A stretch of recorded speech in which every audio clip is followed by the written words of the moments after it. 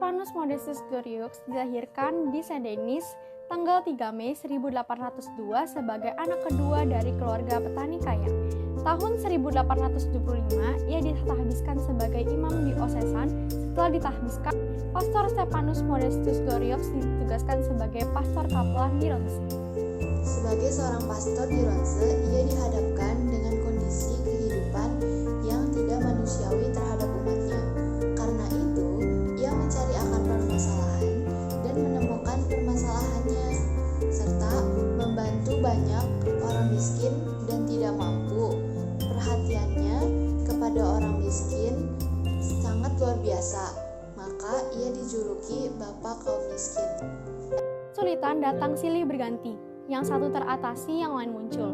Tenaga-tenaga untuk membantu karya amal Glorieux telah tersedia dengan didirikannya kongregasi Bruder dan Suster. Masalah yang selalu muncul adalah tentang keuangan. Banyak teman-teman pastor yang merasa khawatir akan sepak terjang Glorieux, bahkan tidak sedikit yang mencemoohkan, namun banyak juga yang mendukung dia. Waktu pun berjalan sangat cepat, hari demi hari terlewati, tahun demi tahun terjalani. Meski sudah tua dan sakit-sakitan, Glorieux tetap semangat melayani umatnya. Perhatiannya terhadap umat miskin tidak pernah berhenti. Awal November tahun 1872, kesehatan Glorieux semakin menurun. Penyakit asma yang dideritanya membuat Glorieux tidak mampu lagi melayani umatnya. Glorieux hanya mampu duduk di kursi dan ia berdoa tiap hari. Tanggal 25 November tahun 1872, Glorieux menghadap Tuhan. Jarak kompleks Sekolah Budi Mulia Mangga Besar, kompleks sekolah TK, SD, SMP, dan SMA Budi Mulia Mangga Besar sudah berdiri sebelum kemerdekaan Indonesia. Kompleks Sekolah Budi Mulia diresmikan pada 27 Juni 1933, dulu namanya adalah Land Chinese School. Letaknya yang bersebelahan dengan Rumah Sakit Husada ternyata juga bukanlah suatu hal kebetulan, melainkan suatu hal yang disengaja.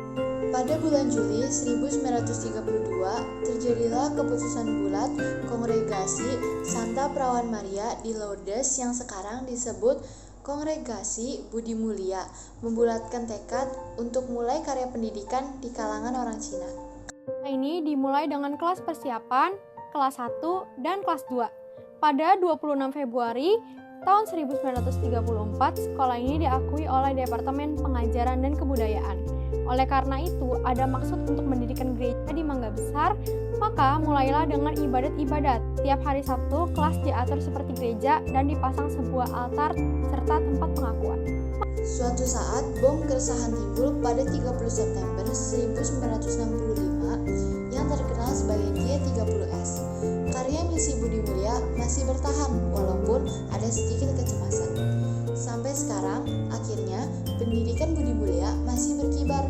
Jenjang sekolah yang ada yaitu TK, SD, SMP, SMA.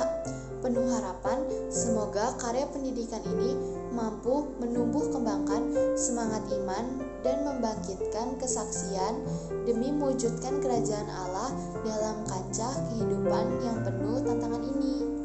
Hai teman-teman semua, apa kabar? Semoga kita sehat-sehat saja dan semoga kita diberkati Tuhan. Hari ini aku, Kalista Delin Valencia, dan temanku Audrey Angelica, kami dari kelas 8C akan menjelaskan tentang Sekolah Budi Mulia. Disimak ya ceritanya.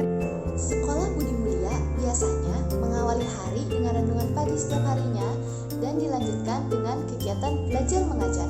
Sekolah Budi Mulia juga mempunyai banyak ekstrakurikuler yang menyenangkan untuk diikuti loh. Contohnya seperti menyanyi, menari, bulu tangkis, voli, futsal, basket, meja tenis, dan lain sebagainya. Sekolah Budi Mulia juga sudah meraih banyak prestasi loh dalam bidang akademik maupun non-akademik. Dalam bidang akademik, Sekolah SMP Budi Mulia juga mendapatkan banyak sekali penghargaan loh. Contohnya Kak Laki Jeremia pada tanggal 17-18 Oktober 2018 lalu berhasil mendapatkan juara 3 Spelling Bee di SMAK Penabur Cup lalu. Wah, keren banget ya. Di bidang non-akademik, Sekolah Budi Mulia sudah meraih banyak penghargaan. Contohnya, menjadi juara pertama lomba futsal pada Bunda Mulia Competition. Sekolah Budi Mulia juga meraih juara harapan 3 pada lomba paduan suara SMP. Bahkan, Sekolah Budi Mulia juga pernah menjadi juara 3 pada lomba pramuka kuartir cabang Sawah Besar. Dan masih banyak lagi. Sekolah Budi Mulia juga sering mengadakan perlombaan bagi siswa-siswi yang bersekolah di sana, seperti mengadakan perlombaan membaca dan membuat puisi pada bulan bahasa, mengadakan lomba paduan suara antar kelas, dan tentunya mengadakan lomba pada saat 17 Agustus yang tentunya seru banget buat diikuti. Sebenarnya masih banyak banget nih yang pengen kita ceritain tentang SMP Budi Mulia, tapi hari ini sampai sini dulu ya. Semoga kita sehat selalu dan diberkati Tuhan. Dadah, sampai jumpa.